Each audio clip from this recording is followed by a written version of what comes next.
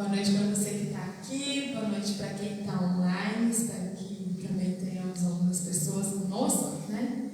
Hoje temos um número reduzido aqui, mas a gente precisa entender, né? A questão de não poder trazer crianças, alguns não podem estar aqui nesse momento também devido a isso.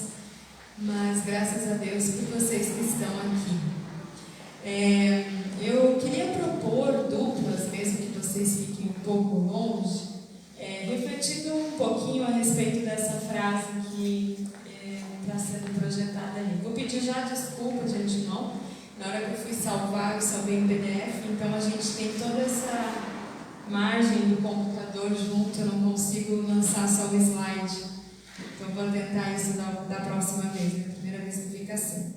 Mas vamos ao conteúdo, tá bom? Então eu queria que você tivesse com alguém do lado, não precisa juntar cadeira, mas que vocês falassem um pouco a respeito dessa frase e o que para vocês fica mais evidente, mais forte, o que chama atenção nessa frase, tá bom? Vou ler a frase em voz alta uma vez, enquanto isso vocês vão olhando a sua dupla aí meio de longe, mas falem a respeito da frase, que daí eu vou pedir para que vocês se manifestem, tá bom?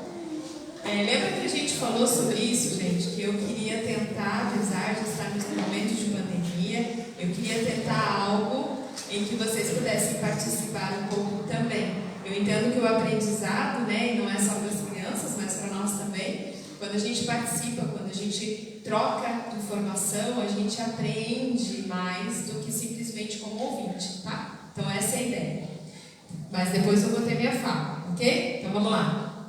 Auxiliar e conduzir as novas gerações na construção futura de uma humanidade mais justa e menos violenta são um imperativo categórico de que todos nós deveríamos nos incumbir. Ana Silva. Então faz aí tua dupla, eu vou dar uns 4, 5 minutinhos e depois eu quero que você fale, né, do representante da dupla, fale para mim o que vocês pensaram a respeito dessa frase. Pode ser? Então bem rapidinho, vai lá, duplas, troque uma ideia.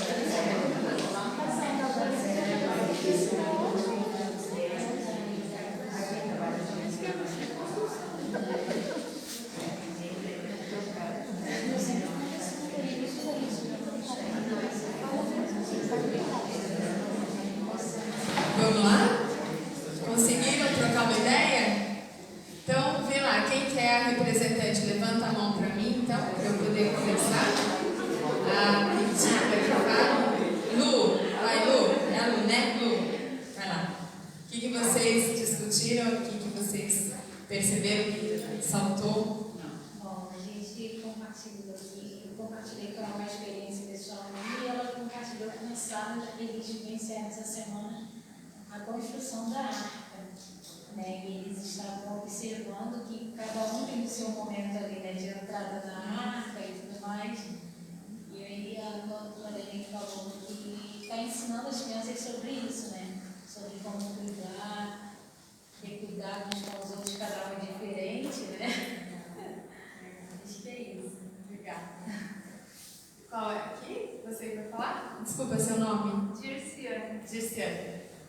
A gente discutiu aqui que é meio que assim, que nós, como os pais, no caso, temos que o dever de educar delicado, de ensinar, de conversar as crianças a evitar qualquer tipo de preconceito, do jeitinho deles, assim, sabe, pra gente, por mais que pra gente seja difícil, sabe, no nosso tempo não existia esse negócio de bullying. Mas agora os tempos mudaram, né? Então a gente tem que auxiliar desde pequenininho já que tem certas coisas que não devem dizer, tudo tem um motivo, né? Muito bem. Ali? Quem quer falar? Qual é o seu nome? Ademar. A gente estava conversando do que é o bullying no passado, né? E, na verdade, o que nós vemos hoje, que já acontecia antigamente, mas foi dado um nome para isso. Um sobrenome que era um tipo de chacota, de brincadeiras. E o que acontecia conosco no passado, que nós sobrevivemos.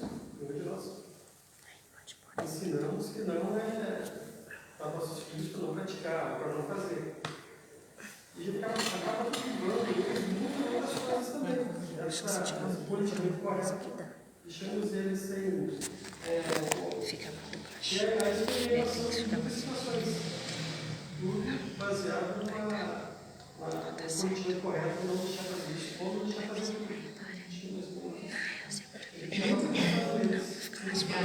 Obrigada. Ali atrás, quem vai falar? Qual é o seu nome? Vanessa, por favor. Nós seguimos mais ainda da própria frase que já diz auxiliar, inclusive as alterações dos nossos filhos, dentro da construção futura de uma humanidade. Então, nós chegamos à conclusão de que a vivência dentro da casa, né, quanto menos violência e uma relação mais de equidade entre todos, talvez gere uma geração bem melhor. Pensamos nessa linha da casa, não fugimos do limite, né? Porque mesmo o tempo maior conosco, então eu penso, ela pensa que dentro da nossa vivência é que eles vão conseguir reproduzir lá fora, né? Então a gente segue mais a linha da frase mesmo, não ultrapassamos o limite do bullying que nós chegamos a sofrer, ou que nós, né, cometemos com alguém no meio do caminho. Eu penso mais nos pimpolhos nossos. Né? Perfeito, obrigada. Nara, aqui? Você conclui? Bom, nós chegamos no respeito. Para ensinar para... Hoje nós temos que ensinar eles, né? Ensinando para eles o respeito, porque existem muitas pessoas diferentes, né? Até contei uma história que aconteceu há pouco tempo com os meus, que eles acharam, até vou contar, né? Eles acharam engraçado porque a gente tem visto uns amenzinhos. Eles começaram a rir, né? E nós chegamos que explicar que eles são pessoas iguais a gente, só que o tamanho deles é aquele, né? E entramos um pouquinho mais sobre cor, sobre um monte de coisas, né?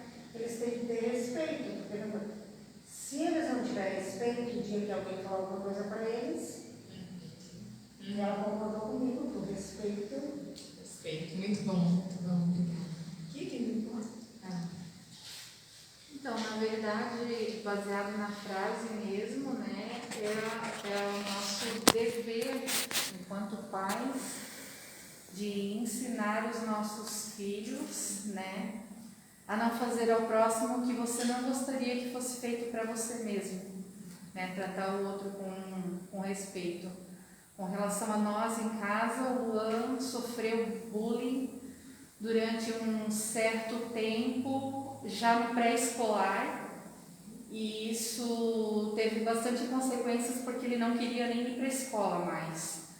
Mas o bullying não era relacionado a ele, era a mim, né? As crianças faziam chacota dele dizendo que a mãe dele era baleia, que a mãe dele era gorda, que a mãe dele ia rolar. Então ele, por causa do meu físico, sofreu bullying. E ele, como eu sempre ensinei ele em casa, desde muito pequeno, a não ser preconceituoso, não machucar o amiguinho, de que não importava a cor, nós éramos todos iguais, ele se ateve a não falar para mim porque estava sofrendo bullying, talvez para não me machucar. Então eu também tive uma porta, depois quando eu vi que ele começava a chorar e não queria mais ir para a escola, eu entendi que algo de errado estava acontecendo, então eu tive que aos pouquinhos cavar para que ele pudesse ter a liberdade de falar para mim. Então isso também foi uma aprendizagem para ele dizer que tudo que acontece com ele pode e deve contar para mim. Então aí eu procurei a escola e a escola fez, no entanto, com a coordenação e supervisão, uma pequena palestra, uma aula sobre o bullying com as crianças, né? Sobre isso, que eles não poderiam, né, ofender, magoar, tanto criança para criança, ou os pais, ou o que quer que seja, né? Então a gente sofreu, né, isso na própria pele, né, com o Luan. Então eu já ensinava ele e hoje muito mais, né? A gente fala sobre isso. Obrigada. Vocês são fantásticos. Acho que eu vou embora. Vocês deram promessa já resumida. Muito legal. Muito bom. É por isso que eu gosto dessa troca, né? Tá tudo aí. Agora a gente vai tentar ordenar um pouco tudo isso que foi falado. Porque sim, é verdade. Bullying. Pode pôr lá o primeiro slide, pastora, vai subir tudo. Bullying, apesar de ter um nome, né, há não muito tempo atrás, considerando a história, mas sempre aconteceu. O bullying, nós sofremos bullying com outro nome, mas nós sofríamos bullying ou fazíamos bullying, né? Então, agora nós temos uma outra conotação, porque parece que nós temos um nome, e daí a coisa parece que fica um pouco mais não é concreta que eu quero dizer, mas assim, mais acirrado, né? Como ele falou, o Mar falou, parece que a gente também começa a ficar preocupado com qualquer brincadeira que a criança vai fazer, vai falar. Por isso que a primeira coisa que a gente precisa relembrar, eu já falei sobre bullying aqui, mas é interessante porque eu vejo algumas pessoas novas, né? Então, para alguns repete, eu trouxe uma outra tomada hoje, para não ficar a mesma palestra, mas para outros é novidade, porque é a primeira vez que você está aqui. Mas primeiro a gente precisa entender que bullying, gente, não é uma brincadeirinha, né? Bullying não é simplesmente algo que você brinca para descontrair, mesmo que você tire um sarrinho. Bullying toma uma forma de agressão. Essa faz toda a diferença. Senão assim a gente não pode mais brincar com nada, né? E a ideia é que você não pode ser agressivo com um tipo de brincadeira ou um tipo de forma que você vai abordar a pessoa. Então, nós temos tipos de bullying. Bullying verbal, né? Que é aquele xingamento. Você xinga alguém, você coloca um apelido que menospreza a pessoa, né? E que é pesado, agride a pessoa. Então esse é o bullying verbal. Temos o bullying físico, que é o mais fácil de identificar, né? Aquele que é mesmo saco de pancada, então bate, chuta, empurra, briga, belisca, morde, puxa cabelo. Então é algo que vai de agressão física. E temos o bullying psicológico, que é quando a criança humilha a outra, né? Às vezes ela persegue a outra, ela está lá o tempo inteiro perseguindo, ela gruda em um ali e fica ali, né, de perseguição o tempo todo. Então aquele efeito já emocional sobre ela. Então nós temos sim tipos de bullying, mas o bullying só é bullying quando ele toma uma forma de agressão, né? Se, por exemplo, alguém está lá brincando e alguém chuta a bola e a bola, sei lá, né? Pé de vírgula. Eu lembro que às vezes eu tentava, né, com as meninas jogar e eu era o pé de vírgula, não sabia nada de futebol, então minha bola sempre... Isso não era uma forma de agressão, era uma brincadeira. Então essa tem que ser para nós a diferença entre uma brincadeira em que a gente não pode também, meu Deus, não se pode falar mais nada, e o que é bullying. Mas interessante, não precisa passar, tá? Só quando eu falar. Que vocês falaram sobre isso, né? Que o bullying, ele simplesmente teve um nome, mas se a gente for pensar um pouco ao longo da história, inclusive o trote universitário, há um tempo atrás, ele foi até proibido, porque de trote universitário a coisa começou a ficar agressiva demais, né? Pessoas, eu não sei se vocês acompanharam, eu não lembro que ano foi isso, mas que teve menina que desmaiou no trote. Gente, isso não é mais um trote, não é mais uma brincadeira, é uma agressão. Então o trote universitário foi eliminado naquele período. Em Curitiba aconteceu, na Praça Santos Andrade, o pessoal que tinha passado na Federal, e meninas, por causa do trote de tão violento que foi, agressivo que foi, elas desmaiaram, foram 2 meninas. Então, assim, pensando assim, nós tínhamos já essa conotação de algo que acontecia que era agressivo. O próprio tratar a homofobia, né? Aquela coisa de que, meu Deus, veio alguém que é homossexual, as pessoas, elas, além de não respeitarem, elas realmente partem para cima, elas agridem, né? E isso também, não sei se vocês viram, mas recentemente, acho que foi em São Paulo, que agrediram um casal, né? Eu não me lembro agora se não viu a morte, a óbito, enfim, mas assim, como isso é evidente, como isso é forte também. Então, o próprio racismo, né? Se a gente for pensar, a forma como você lida, ou como a Nara falou, a questão dos anões, né? Se você não souber lidar com essas pessoas que são diferentes, gente, mas são pessoas, né? Que têm o mesmo direito que eu e você, são pessoas sob a mesma Constituição que dá direitos, né? Então, como é importante a gente pensar que esses são tipos de racismo, de bullying. Mas interessante que alguém falou aqui que nós temos prejuízos, né? Você falou sobre prejuízos. Nós começamos a perceber, então, que o bullying, ele não traz simplesmente aquela coisa que fica chateado na hora e depois acabou. O prejuízo é algo que ele se estende. Eu lembro de uma pessoa que eu atendi, uma senhora, ela já tinha 50 e poucos anos, não lembro precisamente, já era avó. E ela me procura numa depressão profunda. Ela não é de São Francisco, ela veio para São Francisco para visitar a filha, que tinha ganho bebê, então ela estava passando um tempo. E a filha fazia um tratamento comigo e pediu para que eu atendesse a mãe, porque ela vinha de um estado profundo de depressão há muitos anos. E como ela estava passando um tempo aqui, ela estava sem a terapia dela. E daí a gente começou, fiz poucas sessões com ela. Mas foi indo, e de onde essa depressão vinha? Gente, nós fomos lá. Ela sofria bullying na escola. E isso fez com que ela se sentisse completamente inadequada. Ela não conseguia levar nada adiante, a não ser dentro da própria casa. Por isso que ela casa, ela tem filhos, ela tem netos. Mas qualquer coisa que ela fosse fazer de produção para qualquer pessoa, para qualquer vizinho, ela não conseguia. Porque um dia, na escola, ela tinha feito alguma atividade totalmente errada e o caderno estava com as pontinhas viradas. E aí começaram orelha de burro, e ela era agora a orelha de burro. Então ela chegava na sala e dizia orelha de burro, orelha de burro. E ela ficou naquele ano sofrendo dessa forma. E depois, no ano seguinte, ela não quis mais ir para a escola. E ela assumiu o lugar daquela que era burra. Gente, 50 e poucos anos.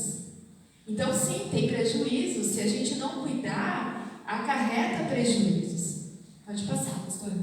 E prejuízos como, então? Já foi esse? Pode passar? Então, como depressão, que eu acabei de falar. E aí você pode me perguntar, mas criança pode apresentar depressão? Pode. tem casos, sim, vários, né? Principalmente na Europa, eu já falei isso aqui, sobre crianças depressivas, tá?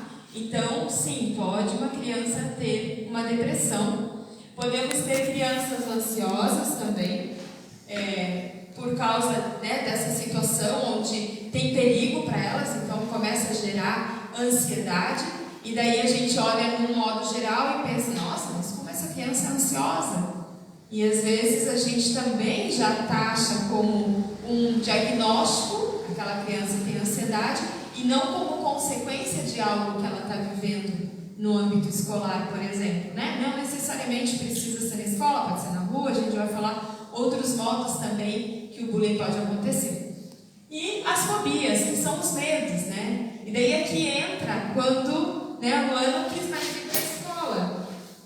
Então, ele começa a ter medo de ir para a escola.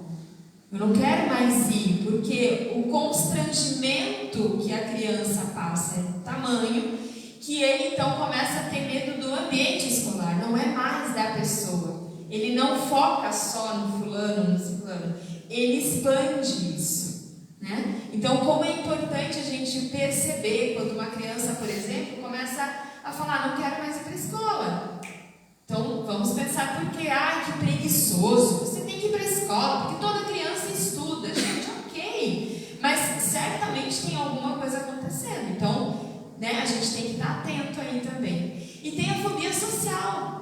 Essa mulher que eu atendi, que eu dei o exemplo agora, ela expandiu aquilo que era de um âmbito escolar para algo social. É como se ela transpusesse a possibilidade de que agora ela não era só vista na escola com a orelha de burro, mas que na rua era como se ela realmente tivesse duas grandes orelhas de burro.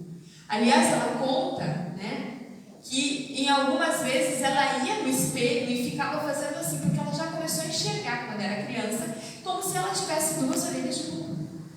Gente, isso é muito sério. Então a gente às vezes passa, né, faz aquela vista grossa, que às vezes a coisa está um pouco mais profunda. Já existe um sofrimento acontecendo e a gente precisa intervir. Ao mesmo tempo, eu concordo com Ademar, né? Ademar. Eu concordo com ele que a gente também não pode ficar criando, né, procurando aquele ovo, né? Aquela coisa, meu Deus, tudo é. Não, a gente pode neutralizar. Eu gosto de pensar na fala que a gente pode neutralizar. Se você entende, sabe aquela criancinha pequenininha quando cai? E a mãe diz, a mãe diz, tá tudo bem. A mãe, a criança, chora um monte. Por quê? Porque a mãe intensificou a queda da criança. Então a criança busca no teu olhar, o que aconteceu comigo? E aí você diz para ela, você se arrebentou no chão, então ela berra, né, aos prantos. E às vezes ela até está com dor, mas ok, eu dou conta. E você deu a segurança para ela. Então esse é o nosso papel. A gente não pode fazer vista grossa, mas também a gente não vai ficar fixando em qualquer coisinha para que a gente intensifique. Nós somos os neutralizadores. E daí eu vou puxar um pouco da fala de vocês, da frase que nós fizemos ali, que nós lemos, que é interessantíssimo pensar que o nosso lar, ele é quem vai promover uma sociedade. Porque eu e você somos fruto de uma sociedade macro, mas que começou micro, lá na nossa casa. Então, o que você fizer, a forma como você cuidar, a forma como você educar os seus filhos, são eles que amanhã vão estar na rua. Ou tendo que reagir a uma ação agressora, o bullying, ou podendo, inclusive, pensar, eu não vou maltratar os amantes. Eu aprendi um dia isso com a minha avó, não vou fazer isso. Então, a forma como você trata em casa é o micro daquilo que nós vamos ver no macro. Então é importantíssimo esse lugar, né, de aconchego, e a gente já vai falar sobre isso também. Pode passar, pastor. Gente, daí por que eu pus assim, bullying agora? Né? É uma pergunta, bullying agora? Como se você falasse assim para mim, mas Brunella, no meio de uma pandemia, a gente quase não está mandando os nossos filhos para a escola, bullying agora? Bom, primeiro porque nós tendemos a intensificar tudo aquilo que está ali já acontecendo. Se você não notícia na pandemia, eu vou achar um pouco estranho. Aquilo que estava, né, legal, você pensa, nossa, aquilo que não estava muito legal parece que aflora, você tem que fazer algo para, né, remodular aquilo que está te acontecendo. Então, uma criança que, por exemplo, ela era essa, né, agressora, ela, no primeiro momento que ela tiver num lugar onde ela possa se manifestar mais uma vez, agredindo, né, o seu companheirinho, ela vai fazer. Então, a primeira coisa é, sua criança, seu filho vem no pé, vai na escola mesmo, não vai tanto, então vai na pracinha, vai na rua. Então, já temos essa fala aqui, agora sim, porque nós estávamos com eles mais contidos e agora eles estão voltando, então os nossos olhos também precisam estar atentos. Mas temos um outro motivo por que agora, porque nós temos o que nós chamamos de cyberbullying. Alguém já tinha ouvido falar esse termo? Já? Levanta a mão, quem já ouviu, de verdade. Beleza? Cyberbullying, então, é o bullying que é cometido através das redes sociais. Então, as pessoas usam as redes sociais, usam da tecnologia, da internet, para poder ferir o outro, agredir. Lembra que a gente falou? Para agredir. E aí, qual é o problema do cyberbullying? Eu posso estar aqui e faço bullying com ela. Vocês ouviram isso. Agora, se eu colocar ela na internet, eu aumento, né, consideravelmente a proporção do que ela vai sofrer dessa exposição. Então, cyberbullying é quando o teu filho está lá na internet, às vezes porque está jogando, às vezes porque está conhecendo algum amiguinho, às vezes porque comenta alguma coisa lá nas redes sociais e ele começa a sofrer algum tipo de agressão através da internet. Então, a gente tem que estar atento ao que o nosso filho está acessando. E daí, gente, nesse cyberbullying, nós temos algumas questões que nós já presenciamos, já vimos, né? A questão, inclusive, da pedofilia pela internet. Então, antes, a pedofilia era aquilo que acontecia com o teu filho e você cuidava dele dentro da tua casa. Opa, aquele lá é meio estranho. Agora, nós temos um acesso dos pedófilos trâmite internet.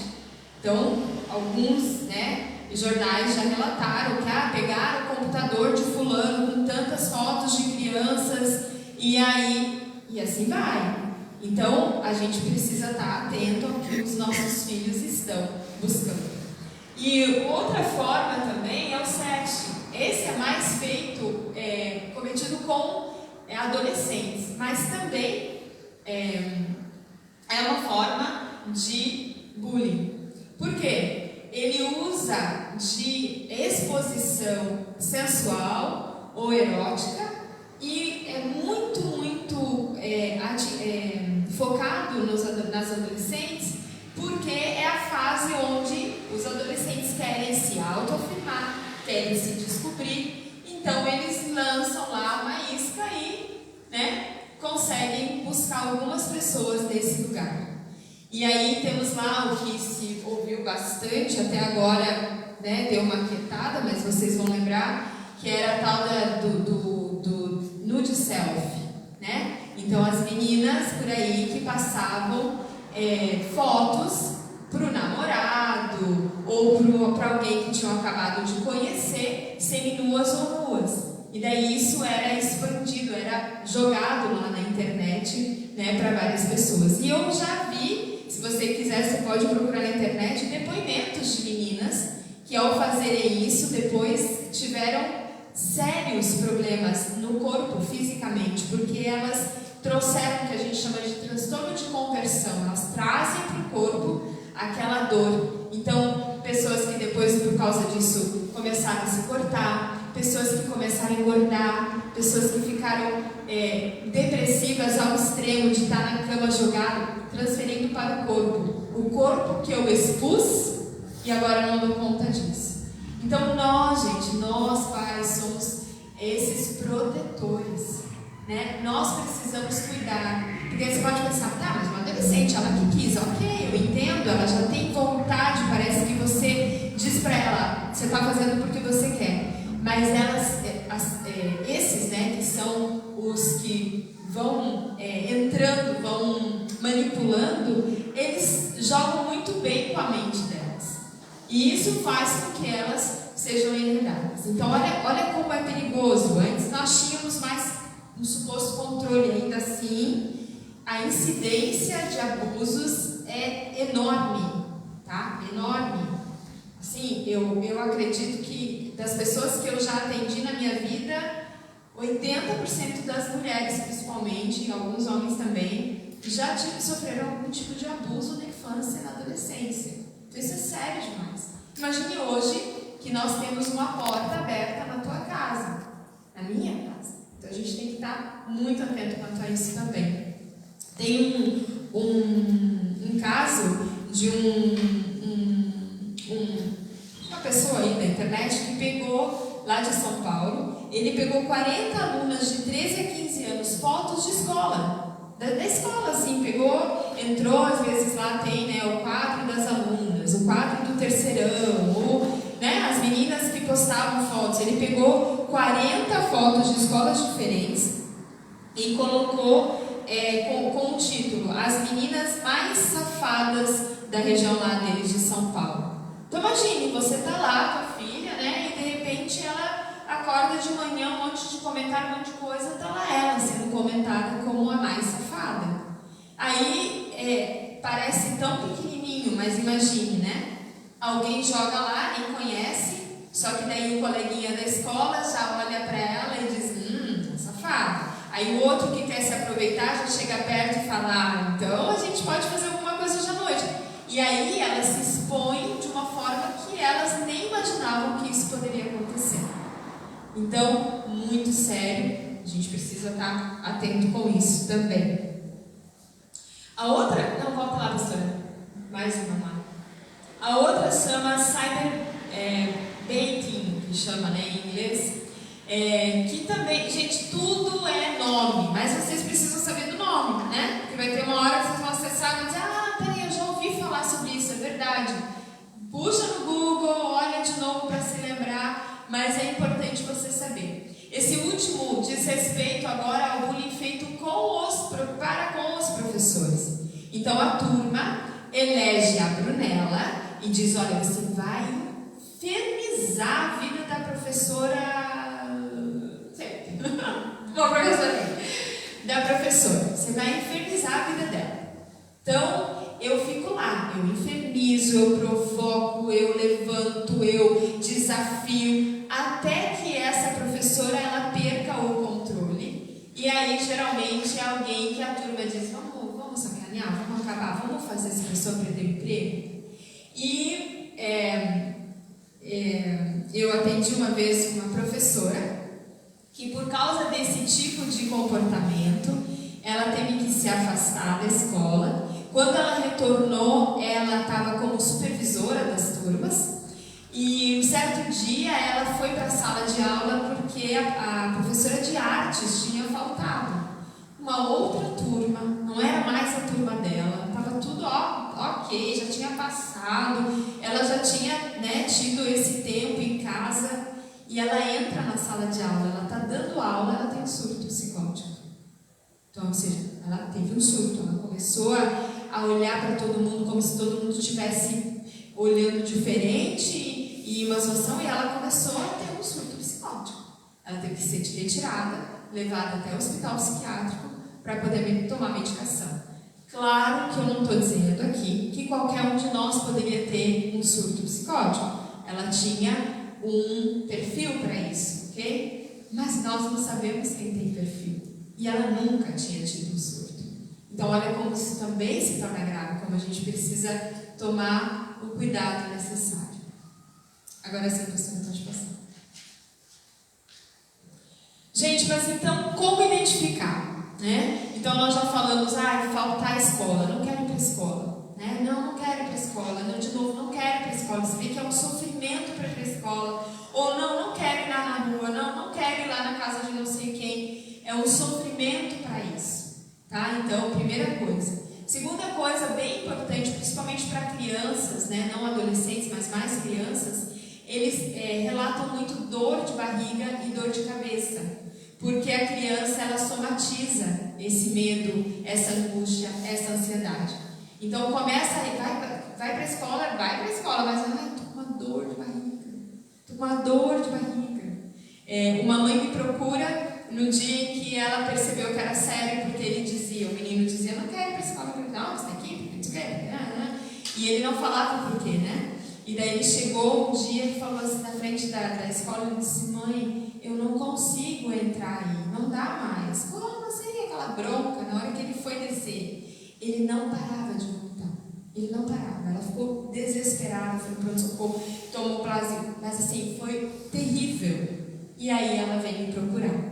Aí fomos averiguar o que era, tinha um menino que ficava sentado atrás dele, ficava cochichando, e ele foi se submetendo àquilo. Ele foi, trazendo aquilo como agressão, se sentindo agredido, não tinha reação, queria mudar de escola, queria mudar de turno, e a gente teve que fazer um trabalho com ele. Então, sim, é importante a gente perceber quais são os sinais.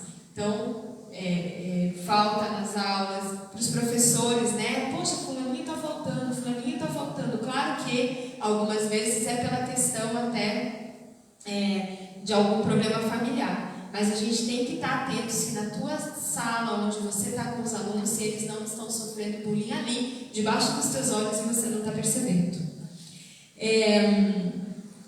E também são crianças, as que sofrem bullying, geralmente são crianças que se isolam mais. Você vai perceber que a criança que fica mais retraída, mais isolada, mais quietinha, ela sofre de uma timidez enrijecida, já prejudicial. Então, isso que a gente tem que olhar, a gente tem que tomar cuidado. Só que é interessante que todas as vezes que a gente fala de bullying, vocês percebem como nós temos a tendência de apontar e falar daqueles que sofrem bullying? A gente pouco fala do agressor. E aí eu fico imaginando se nós pais pudéssemos de repente perceber nos nossos filhos os agressores. Porque geralmente a gente se coloca como aquele de que meu filho não pode sofrer bullying.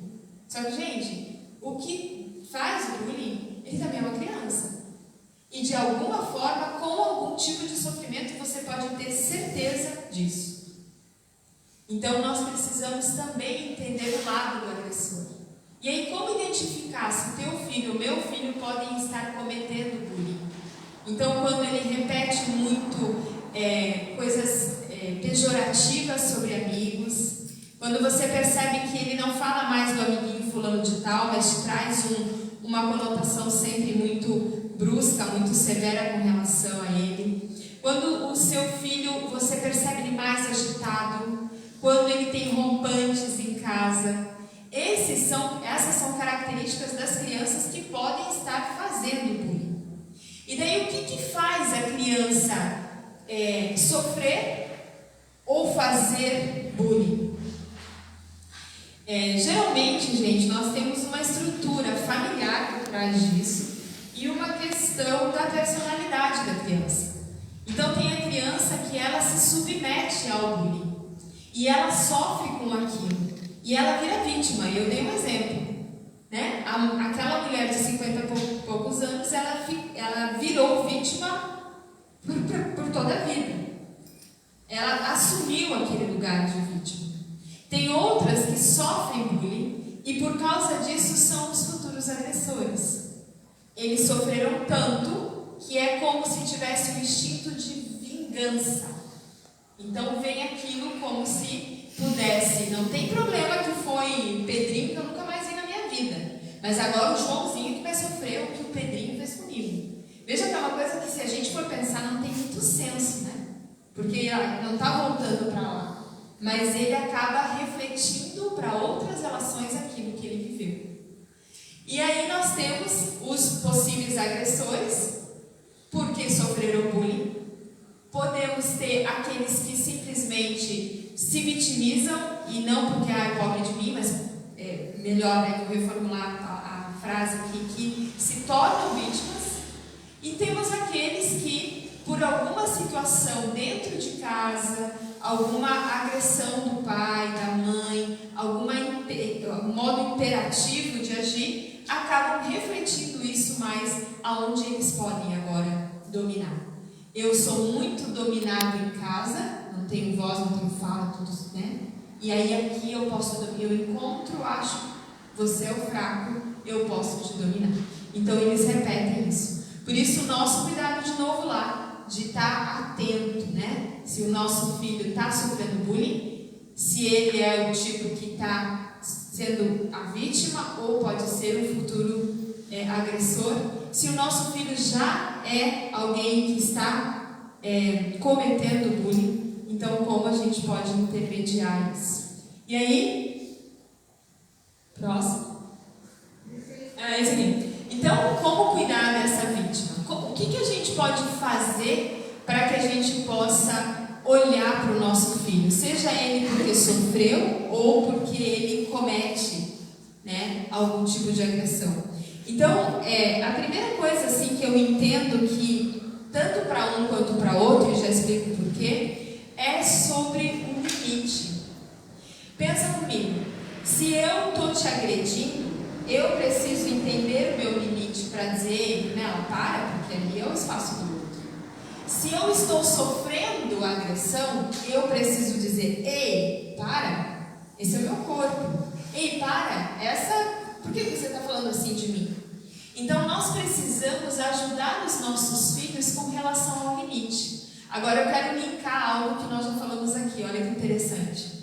Quando você dá limite para o teu filho, você também o protege. Porque você está dizendo para ele algumas coisas que ele não pode fazer. E que inclusive não podem fazer com ele. Porque se você dá para ele total liberdade, então ele avança aonde for. E ele tem a sensação de que qualquer um pode avançar com ele aonde for. Então a primeira coisa, gente, que a gente precisa cuidar é estabelecer limites. Limites, eu sempre digo isso, eles são protetivos, eles ajudam a criança a se situar e ela se sente segura nesse lugar. Ah, mas eu queria, todo mundo. É a reclamação natural, mas que no fundo ela sente que você se importa. A gente sabe, às vezes a pessoa acha que, e tem gente que pensa que em contrapartida do amor nós temos o ódio. E eu costumo pensar que em contrapartida do amor nós temos a indiferença. Porque quando a gente está com raiva de alguém, a gente ainda está lá, né? Ai, que raiva, porque ela falou assim comigo, eu ainda me importo com aquela pessoa. Mas quando é indiferença, então a criança se sente nesse lugar, indiferente. Sabe onde isso acontece muito? Com crianças com mãe depressiva. Muito, muito. Porque ela se sente nesse lugar que eu não tenho proteção, ela não fala comigo, é indiferente, porque é aquela mãe que vive doente, que vive, né, precisando de medicação. Então essa criança ela fica desolada, né, sem aquela referência de proteção. Então a primeira coisa, limite. O limite que é protetivo, o limite que é o meu limite e o limite que eu preciso ter em relação ao outro. Quem vai ensinar isso? O micro, a micro-sociedade. Eu, você, teu marido, tua esposa, dentro dos nossos lares. É lá o primeiro lugar que a gente estabelece esse limite. Além do limite, gente, claro, o respeito, coloquei aqui, né? A gente precisa respeitar as crianças, a gente precisa pedir que elas nos respeitem. E não adianta você falar que você quer que ela respeite o colega se você não estiver respeitando o seu marido. E se você não estiver respeitando a sua esposa, não adianta. Porque ele vai imitar isso lá fora também nas relações que ele vê. Então você precisa respeitar e ser respeitado pelo teu filho, mas nas relações que você mantém na tua casa. E às vezes, quando o respeito falta o respeito. Pode acontecer na sua e na minha casa, com certeza algum dia já aconteceu na sua, na minha já aconteceu. Você precisa reiterar esse lugar. O respeito é me perdoa. Me perdoa. Me perdoa porque eu briguei com você dessa forma. Me perdoa porque eu fiquei tão chateada com o seu pai que eu alterei a minha voz. Me perdoa porque eu não tinha direito de te expor dessa forma. Então a gente reitera, a gente busca para dizer, ei, né, faltou respeito, não está tudo perdido. A gente volta para a gente continuar. Então, lá, limite, proteção, diálogo. Alguém falou alguma coisa aqui de conversa? Foi você? De ter muita conversa. Gente, diálogo não é um monólogo. Diálogo é você poder ouvir o seu filho, é poder entender o que ele está sentindo, o que ele está passando. Às vezes até ele poder chegar e falar do fulaninho, né? E você entender o que ele está te dizendo, certo? Então, diálogo, muita conversa aí, algo que você possa ouvir. Às vezes você vai ficar um pouco chocado com o que você está ouvindo, mas termina de ouvir, depois você começa a falar de novo. Eu vou falar de um exemplo pessoal. Meu filho mais novo, ele está com 11 anos agora, e tem um menino que toda hora, né, agride ele de alguma forma. Então, às vezes ele está parado e ele empurra, ele já caiu com todo o lanche no chão, ele está descendo a escada, ele abre a mochila e deixa todo o material dele cair no meio da escada. Então, no início, né, nós como lar cristão, então ele quieto e não sabia direito o que fazer, e ele é, né, alguns conhecem o Luigi, ele é super agitado, super assim, extrovertido, mas por não querer avançar o limite, que a gente sempre falou, olha, né, tem que ter o limite, então ele só falava, cara, para com isso, cara, para com isso. E aí falou pro professor, e o professor ignorou e tal, e aí teve um dia que ele revidou. Então ele chegou em casa e veio me contar, só que ele não revidou pouco, né? Ele estava descendo a escada, numa dessas que abriu o material dele descendo rápido, o material foi por toda a escada, as crianças descendo, todo mundo foi pisando no material dele. E ele deixou o material, saiu correndo, gritava, ele deu um empurrão e o guri embolou na escada. Né? Então imagine o que não foi. Então ele me contando e eu assim, meu Deus, né? Aquele gelo de pensar como é que está esse menino, será que está tudo bem? E morrendo de vontade de falar para ele, você não pode fazer isso. E ao mesmo tempo pensando, imagine a situação que ele estava, e eu fui ouvindo e querendo falar, e esperei. E daí ele disse, daí o monitor veio, conversou com ele, porque ele viu o que tinha acontecido, e ainda conversou com o menino dizendo, olha, isso é fruto, porque você tem provocado. Então foi resolvida a situação de alguma forma. Claro que não da melhor forma possível ainda, eu entendo que, né, a gente vai ter que trabalhar um pouco aí com o menino, com o meu filho, com os pais dele, com a gente, né, eu e meu marido, mas ele já estava no final da situação dizendo, aí o monitor veio conversar e no final ele foi juntar o material, e enquanto ele juntava o material, chorando de raiva, pensando, não é possível, ele deve ter algum problema em casa, por que ele faz isso comigo? Amanhã eu vou falar com ele, a gente não pode brigar assim, e ele me contando. Então, se eu tivesse interpelado um pouco antes disso, eu não teria tido o final da história, eu teria dado uma bronca nele, talvez ele teria recolhido tudo aquilo e eu não ia saber do final da história. Então, do quanto ele, né, tentou e passou, e ao mesmo tempo ele mesmo caiu em si para dizer, cara, não dá para a gente fazer dessa forma. Por isso, gente, a gente precisa ouvir, às vezes passar por cima de alguns pré-conceitos nossos, né, pré-julgamentos nossos, e ouvir, ter esse diálogo. E aí o vínculo afetivo, né? Esse não pode falhar, não pode faltar. A gente não pode só se grudar a processos, ao que é certo e errado. E daí o que é mais precioso se perde, né? Que é o amor. É aquele vínculo que só você pode estabelecer com o teu filho, o vínculo que você pode fazer com que ele venha e se abra com você, como, né, seja o que ele precisar te falar, mas que ele tenha essa abertura contigo. Então, o amor que você tem que cultivar, um lugar onde é protetivo, como a gente falou, de respeito, mas, gente, nada disso funciona se você não tiver o primeiro vínculo afetivo. Então abraça, né? Coloca lá. Acho que eu já falei aqui sobre as 5 linguagens do amor, né? Acho que a gente pode retomar em alguma palestra junto com alguma coisa.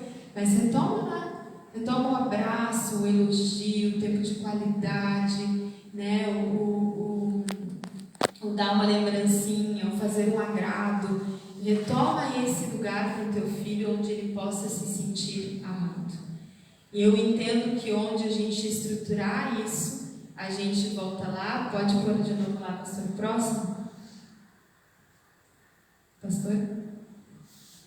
A gente volta lá onde, nós deveríamos nos incumbir. Então, somos nós que precisamos ter essa ação. E aí, aonde a gente age, a gente tem uma reação. Então, sim, a ação de amor, a ação de pôr um limite, a ação de ouvir, a ação de falar, para que a gente possa, consequentemente, ter uma sociedade menos violenta. Não adianta a gente estar lá falando, nossa, né, tá tão violento, né, poxa, o que a gente faz? Talvez hoje lá fora, para esses que estão acontecendo, não sabemos o que fazer. Mas para esses que estão sob a nossa custódia ainda, aí dá para fazer muita coisa, gente. Dá para fazer muita coisa. Certo? Eu quero abrir uns minutinhos para perguntas, se você tiver alguma colocação, alguma fala que você queira ter. Senão a gente encerra por aqui. Podem perguntar também, tá bom? Podem dar testemunho, podem falar o que for necessário. Quero dar um alô ali se tiver alguém online. Acho que a gente se despede agora. Obrigada por participar com a gente, tá? E espero ver vocês aí na próxima com a gente aqui também presencialmente. Obrigada.